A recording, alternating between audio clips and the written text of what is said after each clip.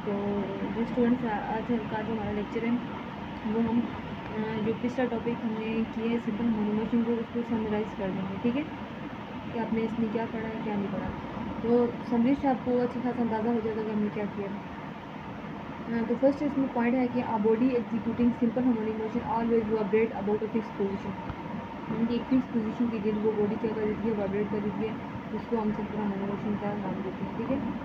उसकी जो एक्सेलरेशन होती है वो हमेशा मेन पोजीशन की तरफ डायरेक्ट कर रही होती है, ठीक है। एंड जो मैग्नीट्यूड ऑफ एक्सेलरेशन होती है वो directly proportional to the displacement होगी, कि जो जितना आप डिस्प्लेसमेंट तय करेंगे उतनी ही इसकी क्या होगी, इसकी एक्सेलरेशन होगी। और जो एक्सेलरेशन होगी वो ज़ीरो मीन पोजीशन पर होगी और मैक्सिमम होगी एक्सट्रीम पोजीशन पे जाकर, ठीक है। एक्सट्रीम पोजीशन आपके पास ए या बी थी, तो वहाँ पे जाके एक्सेलरेशन जो होगी वो मैक्सिमम हो जाएगी और मिनिमम हो जाएगी ज़ीरो की, जो वहाँ पे डिस्प्लेसमेंट थी वो ज़ीरो थी। उसकी जो वेलोसिटी होगी वो मैक्सिमम मीन पोजीशन पर होगी, बट एक्सट्रीम पोजीशन पर वो क्या होगी, वेलोसिटी ज़ीरो होगी। अगर आप एक साइड पे ए की तरफ लेके जाते हैं तो वहाँ पे बॉडी की कोई वेलोसिटी नहीं थी, वो ज़ीरो होगी। तो मीन पोजीशन में जाके उसकी वेलोसिटी थी, फिर इनर्शी की वजह से वहाँ पे वो रुकी नहीं थी बल्कि आगे बी पोजीशन की तरफ मूव कर रही थी। और फिर बी पोजीशन पे आपने बताया था कि वो उसकी वेलोसिटी जो होगी वो डिक्रीज हो जाएगी, ठीक है। मतलब एक्सट्रीम पोजीशन पे जाके इसकी वेलोसिटी क्या होती है, डिक्रीज हो जाती है, और मीन पोजीशन पे इसकी वेलोसिटी मैक्सिमम हो जाएगी। अब कुछ टर्म्स हैं जो हमने इसी में सिंपल हार्मोनिक मोशन में पढ़ी हैं और डिस्कस की हैं। तो फर्स्ट टर्म है कि वाइब्रेशन, कि one complete round trip of a vibrating body about it's mean position is called one vibration. ये एक राउंड ट्रिप कोई भी बॉडी, फॉर एग्जाम्पल अगर ये देख लीजिए सिंपल पेंडुलम है, तो यहाँ से अगर ये मूव करता है इसका पेंडुलम, तो एक राउंड ट्रिप यानी कि यहाँ से यहाँ तक वो एक राउंड ट्रिप मूव करेगा, हम बोलेंगे इसकी ये वन वाइब्रेशन है।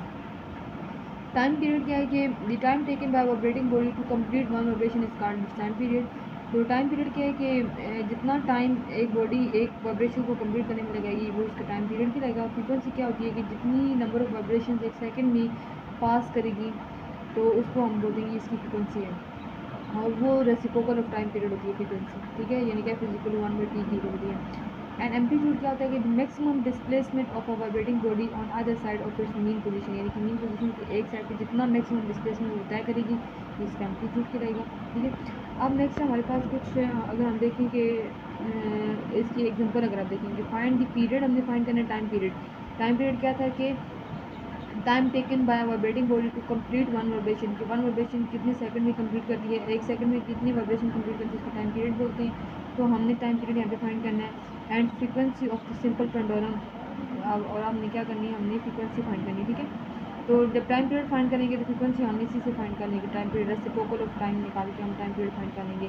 तो उसके लेंथ थी उसकी बॉडी की, तो वो कितनी थी, वो 1.0 थी, अटैच हुई थी, एंड जी की वैल्यू आपके पास है। तो हम यहाँ से इजीली फाइंड आउट कर सकते हैं कि हमने यहाँ पे जो पेंडुलम वाला टाइम पीरियड था हमने वो लगाना है 2π/L/g, हमने वो लगाना है। एल भी आपके पास गिवन है, जी भी आपके पास गिवन, जस्ट अपनी वैल्यूज फाइंड करनी है। पाई की वैल्यू होती है 3.14, तो आपने 2 मल्टीप्लाई बाई 3.14 वैल्यू लिखनी है। पाई की वैल्यू जो वो फिक्स होती है, ठीक है, क्योंकि ये कॉन्स्टेंट है तो कॉन्स्टेंट की वैल्यू एक ही होती है, तो वो वैल्यू होती है 3.14, और ये आपने याद रखनी है, ठीक है, कि पाई की वैल्यू कितनी होती है, 3.14 होती है। तो अंडर रूट में एल की वैल्यू लिखनी है, जी की वैल्यू लिखनी है आपने, इन दोनों को आपस में डिवाइड करके इसका अंडर रूट लेके इसको आपस में मल्टीप्लाई करके और इसके साथ मल्टीप्लाई करना आपने, तो आपके पास जो फाइनल रिजल्ट आएगा वो 1.99 आएगा, ठीक है।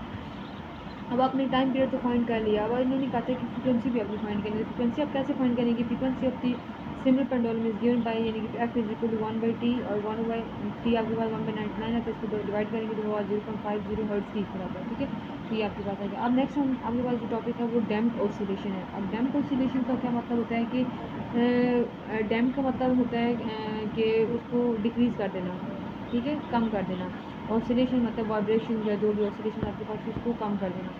अब है कि ये कह रहा है कि कोई भी जो है वो आइडियल सिस्टम अगर आप लें, कोई भी सिस्टम आप लें, उसमें अगर रेजिस्टेंस ख़त्म कर दें, ठीक है, तो वो कॉन्टीन्यूसली जो है वो वाइब्रेशन या ऑसिलेशन जो है वो प्रोड्यूस होती रहेंगी। जब हम उसमें रेजिस्टेंस प्रोड्यूस करते हैं या कोई किसी वजह से उसमें रेजिस्टेंस आ जाती है, तो वो रेजिस्टेंस जो होती है वो आहिस्ता आहिस्ता आहिस्ता आहिस्ता क्या होती है, कम हो जाती है, उसमें जो ऑसिलेशन प्रोड्यूस हो रही थी वो कम हो रही थी, ठीक है। तो ये हमने सिंपल हार्मोनिक मोशन के तीनों जो एग्जांपल्स उसमें ये डिस्कस किया है कि उसमें जो फ्रिक्शन होती है या उसमें कोई रेजिस्टेंस प्रोड्यूस करती है तो वो आहिस्ता आहिस्ता आहिस्ता आहिस्ता होकर काम होती है, वो दोबारा बॉडी को अपनी मेन पोजीशन पे ले आती है। ठीक है, तो डैम्प्ड ऑसिलेशन भी ये क्या है, ये इसी किस्म का है। तो अब अगर हम यहाँ पे देखें कि ये एम्पलीट्यूड है, एम्पलीट्यूड अगर हमने प्रोड्यूस हुए किसी बॉडी में, तो ये क्या कि एम्पलीट्यूड इसका डिक्रीज़ हो गया आहिस्ता आहिस्ता करके। अगर हम इसके साथ रेजिस्टेंस फोर्स अप्लाई करते हैं तो आहिस्ता आहिस्ता इसकी जो ऑसिलेशन होगी वो डिक्रीज़ हो जाएंगी। ठीक है, डिक्रीज़ होकर वो अपनी नॉर्मल पोजीशन पे आ जाएगी। तो हम यहाँ पे डिस्कस करते हैं the friction reduces the mechanical energy. जो फ्रिक्शन होगी वो मैकेनिकल एनर्जी को रिड्यूस कर देगी और the system as time passes, जैसे टाइम पास होगा उसकी मैकेनिकल एनर्जी को क्या कर देगी, कम कर देगी। And the motion is said to be damped, और उस मोशन को हम कहते हैं डैम्प है।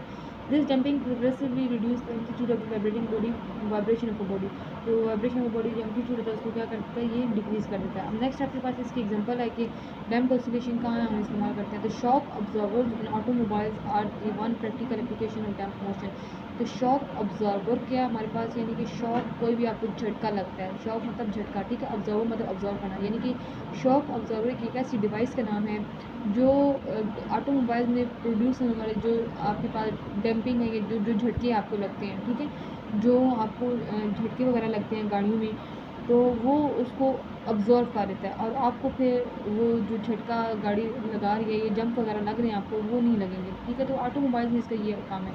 ये कह रहे हैं कि ये जो है ना शॉक ऑब्जर्वर, ये जो आपने डायग्राम बनी है, ये एक पिस्टन पे मुश्तमिल होता है। ठीक है, और वो पिस्टन जो है वो एक मूवेबल सॉरी एक ऑयल में जो है वो मूव करी होती है। ठीक है, और इसका अपर एंड जो है वो कॉर के साथ अटैच होता है और ये लोअर एंड जो एक्सिल के साथ अटैच होता है। ठीक है, जब जैसे एक झटका लगता है तो ये जो पिस्टन है इस ऑयल मतलब जो ऑयल है ये इस शॉक को इसको ऑब्जर्व कर देता है अपने अंदर। ठीक है, आपको जो है वो झटका वगैरह जो है वो नहीं लगता।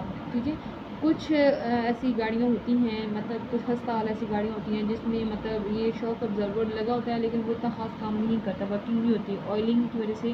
तो ऑयल उसका खस्ता हाल उसमें रखा होता है या कुछ ऐसा कुछ मसला होता है, डिवाइस अच्छी नहीं होती, तो वो फिर आपको गाड़ी में से ही झटके वगैरह जो होते हैं वो महसूस हो रहे होते हैं। बट अगर आप अच्छा वाला शॉक ऑब्जर्वर आप इस्तेमाल करते हैं, उसमें अच्छी ऑयलिंग वगैरह जो यूज़ हो रही है, वो अच्छी डिवाइस आप इस्तेमाल करते हैं तो आपको जो है वो ये झटके वगैरह जो है वो महसूस नहीं होंगे। और वो क्या करती है, convert their energy into the heat energy of the oil, यानी कि ऑयल की हीट एनर्जी में क्या करती है, उसको कन्वर्ट कर देती है और आपको जो है वो इस शॉक ऑब्जर्वर से शॉक से महफूज रखती है। ठीक है, अब नेक्स्ट है कि इसकी डेफिनेशन क्या है कि the oscillation of a system in the presence of some resistive force are damped oscillation.